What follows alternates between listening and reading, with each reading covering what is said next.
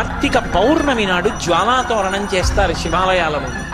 జ్వాలాతోరణము అంటే ఇలా ఓ కర్ర కట్టి పైన ఒక కర్ర కడతారు. మీ అందరూ జ్వాలాతోరణం చూసిన వారే, ఏదో నేను చెప్పాలని చెప్పడం తప్ప.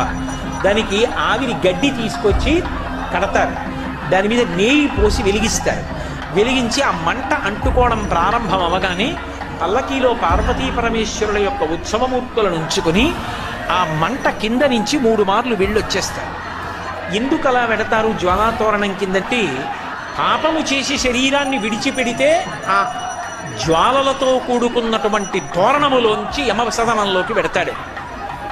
ఇక పైన ఇలా పాపాలు చెయ్యి, సద్బుద్ధితో ప్రవర్తించు, నువ్వు అక్కడ వెళ్ళవలసినటువంటి దారుణమైన పాపాలు నీకున్నాయి, వాటిని తీసేస్తాను, నీకోసం నేను వస్తాను సాయం.